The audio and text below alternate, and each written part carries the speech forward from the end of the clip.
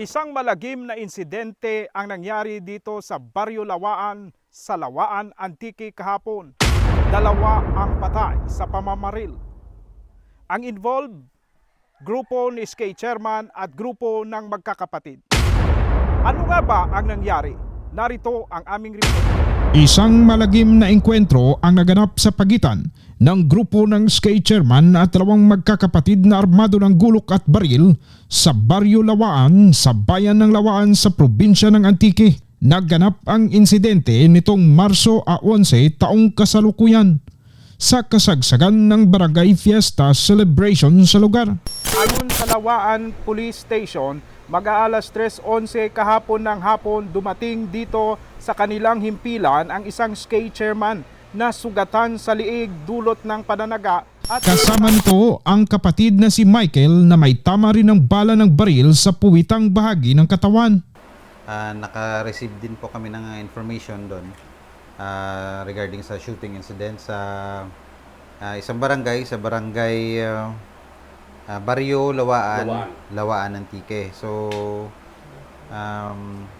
papunta na kami doon, then namin sa may diyan sa pinto may nag-surrender ng may duguan, si nakilala namin si SK alias Jomar, SK chairman po ng isang barangay sa barangay Magyapo, Lawaan. And then po nag-surrender po sila ng baril at saka yun po kinuha namin yung baril at nakita namin may taga dito sa sa lieg. Okay. So ang ginawa namin is nagbigay sila ng information na nandun may kaguluhan dun sa sa kanilang barangay, sa barangay na pinangyarihan. Then po, Samantala, ang mga nakalaban o nakaengkwentro nila na iwang duguan at wala ng buhay sa ilog na ito sa Baryo Lawaan. Sila ang magkakapatid na sina alias Randy at alias Isagani. May mga tama raw ito ng bala ng baril at mga taga sa katawan. and then nadatnan po namin doon na may dalawang patay na sa place of incident. So na-identified namin later na ang victim natin is alias si Sagani, isang 35 years old, male, may live-in partner, farmer siya at saka residente ng Barangay Baryo Lawaan Antique. Tapos yung isa is ang kapatid niya na si alias Randy, 30 years old, male, single at laborer, resident din ng Barangay Baryo Lawaan. Ayon sa mga residente, alas 3 ng hapon kahapon, nabulabog na lamang sila ng sunod-sunod na 4 na putok ng baril mula sa ilog. ayon kay Aling Inday, habang natutulog siya sa loob ng kanilang bahay, 4 na sunod-sunod na putok ng baril ang kanyang narinig. Bigla may narinig ako na putok ng baril, nagising. Opo, ilan yung mga sunod-sunod po ba? Ilang putok? Ang una lang to, narinig ko. Isang putok. Isang putok lang po ba? Dami. Or Apat. sunod-sunod? 4. Matapos marinig ang 4 na sunod-sunod na putok ng baril, paglabas niya ng kanilang bahay, nadat niya na ang nakabulagtang dalawang biktima. Ayon kay Kapitan Bonifacio Jonco, habang nasa loob sila ng bahay kasama ang mga bisita ay nakarinig sila ng mga sunod-sunod na putok ng baril. Ang bahay ni Kapitan nasa mahigit 100 metro ang pagitan sa lugar ng insidente. Nakuratan lang kami kahapon nga nakabati kami kang lupok. Tapos ito nga ginlantaw namon nga may nag-aaway kano sa lawod. Ti burubuhay amo to nga kita rang namon nga nagparlagyor ng ang mga tao nga nagtiro kananda. Kag amo to nga nabutan namon nga ang darwa, patay rin gid. Paglabas nila ng bahay, nakita na raw nila ang nakabulagta at wala ng buhay na magkakapatid. Nakita rin ng mga residente ang pagtakas ng mga sospek. Ayon sa investigasyon ng Lawaan Police Station, papauwi na ang mga grupo ni SK Chairman nang masundan ng dalawang lalaki na armado raw ng gulok at baril. Pinaputukan raw ng isa sa mga ito ang grupo ni SK Chairman.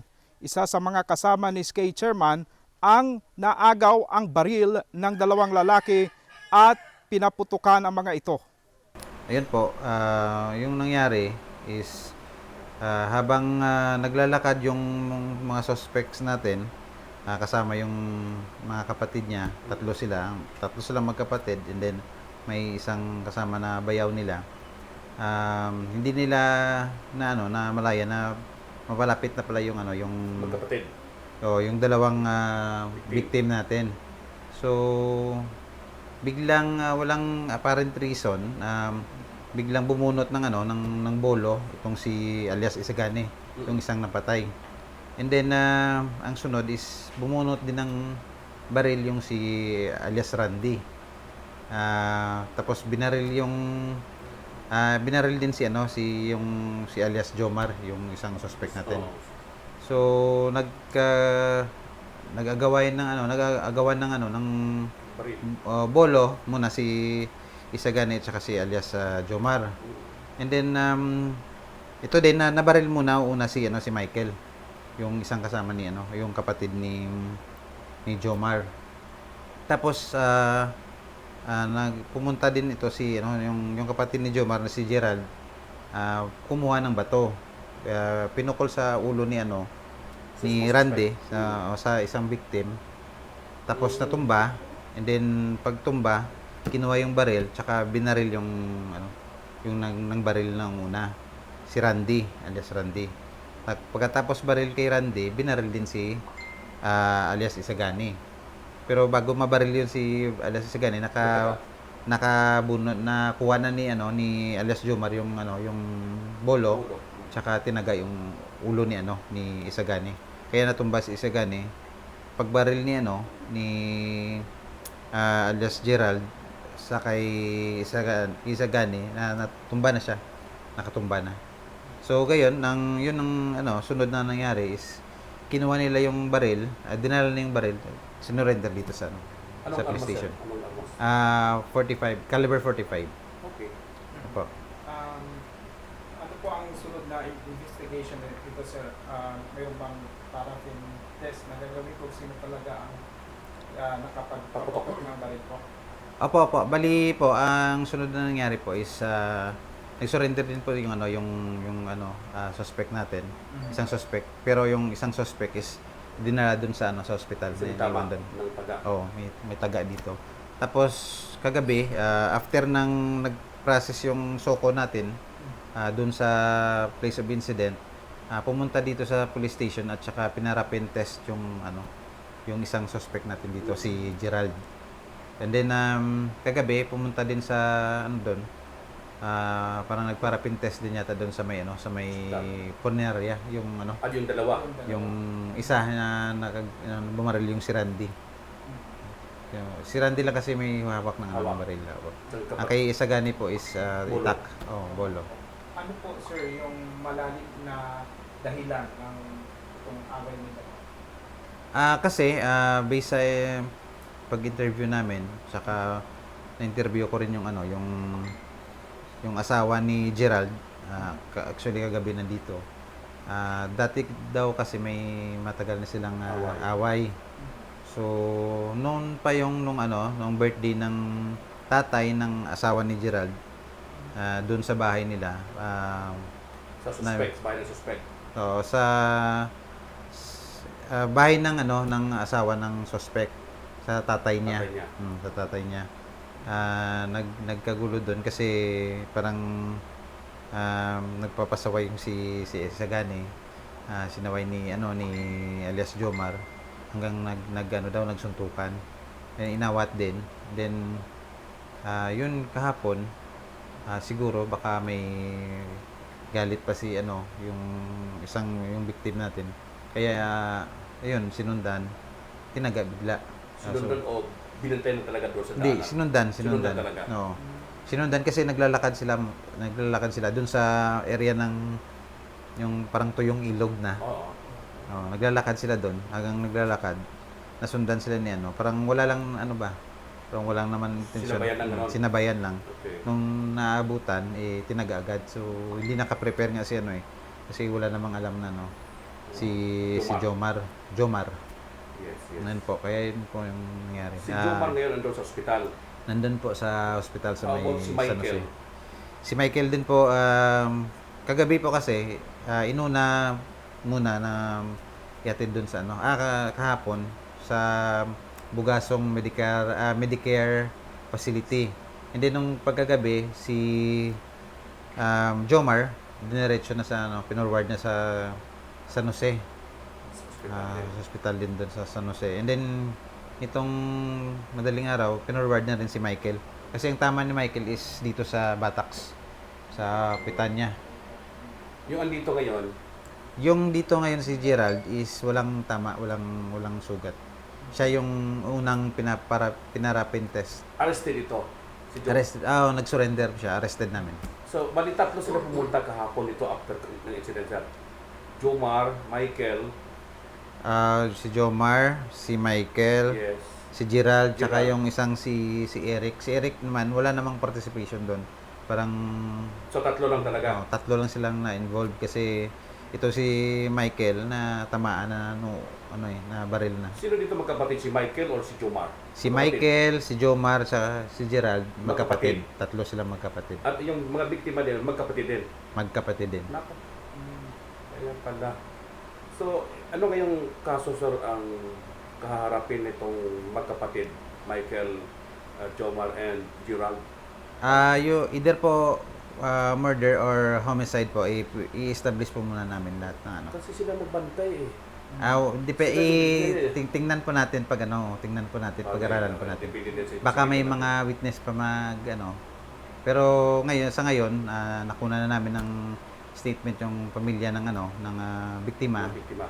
Po, para ma-file na namin yung ma-inquest po namin. Speaking witness sir, mayroon tayong hawak na witness naman sa pangyayari talaga. Sa ngayon wala pa po, sila lang po yung Yung dalawa magkapatid na dalawa lang sila wala sa kasama. wala po. Wala po. Sinundan itong Wala, magkapatid din. wala po. Sa ngayon po, sa initial investigation po, dalawa lang po.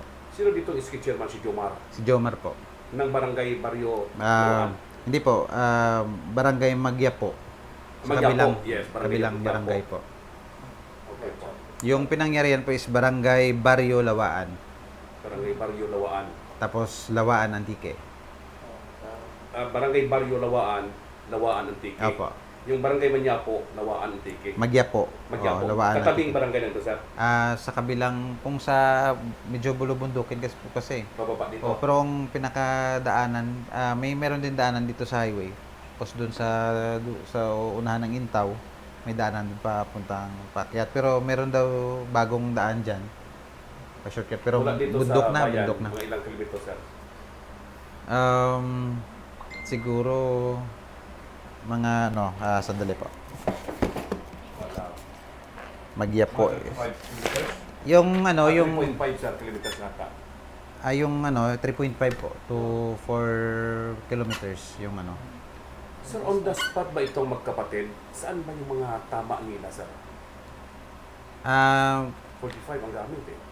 may nakita po kasi sa iba't ibang bahagi ng katawan nila. Ito Pero hindi pa namin nakuha yung yung medical. Aside sa baril, parang may taga pa. Opo, sila. may taga po. So, ibig sabihin, after binaril, tinaga pa yun itong mga kapatid na gano'n. Una po yung taga ni kay Kasi nag-agawan sila Sagani. eh. Opo.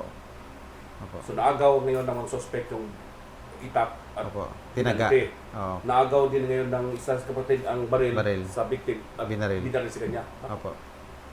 Sige po. So,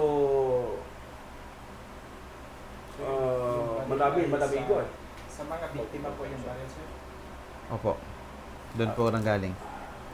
Medyo alam ko po na perang complicated po yung pero i-send ko Sige po na, yung sir. Sige makita na. yung report namin para at least Sige. nyo. Basihan namin. Opo.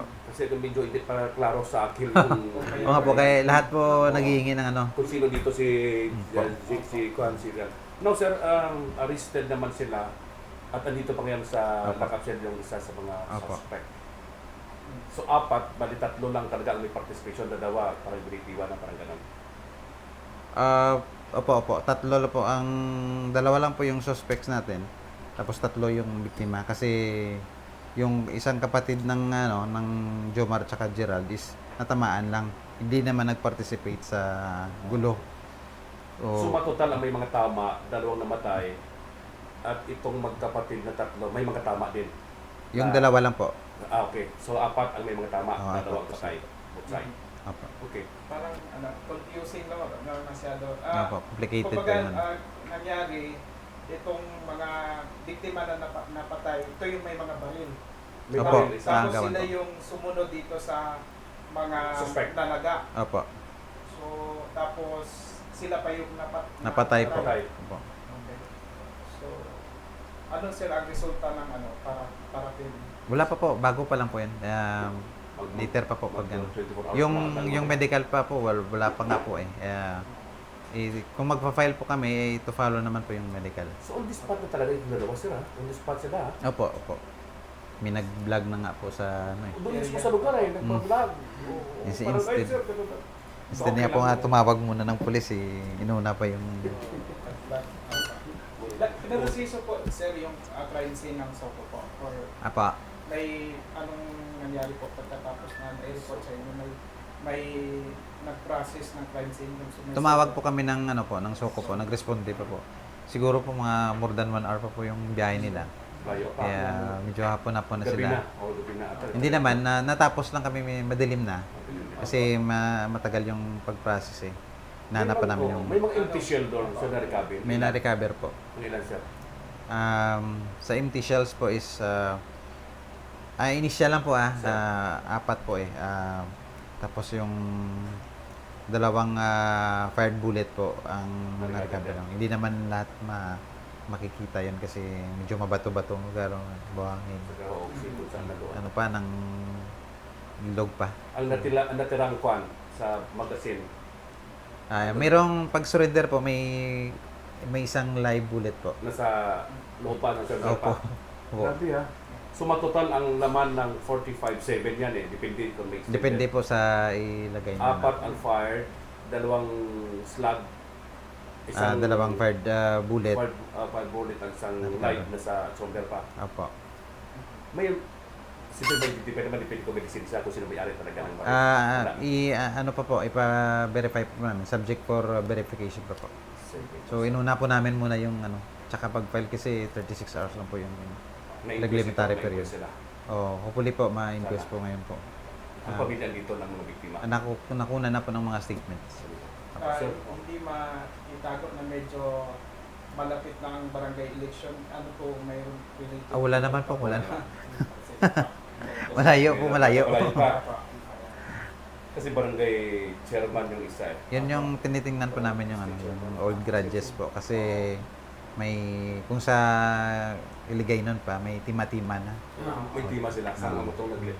Kasama ka itong matabo itong daw away before sa ugangan sa isa. Actually hindi ma-recall gid nila nga exactly pero 1 year or 2 years pa ganun. Matagal na. Tagal na. Sino nakainom dito sir? Inom ba itong grupo? Sila? Mag-botsay nakainom? O na? Yung initial lang po, na ano, sabi sa amin, yung mga ano po, yung victim po. Yung namatay na yan. Opo. Nakainom kasi piyesta po kasi. Piyesta po doon sa lugar nila. Barangay pa na yan. Baryo Lawaan. Lawaan ang pista. Opo. Nga taga doon yung mga biktima. Yung biktima po is taga doon pero medyo malayo sa place of incident po. Okay. Ang suspect taga doon din po sila. Ang suspect po is Baryo Magyapo. Barangay. Magyapo. Oo, okay. Sir, thank you sir sa Sige po. binigay Welcome ng po. sa amin po sa amin. Sige po.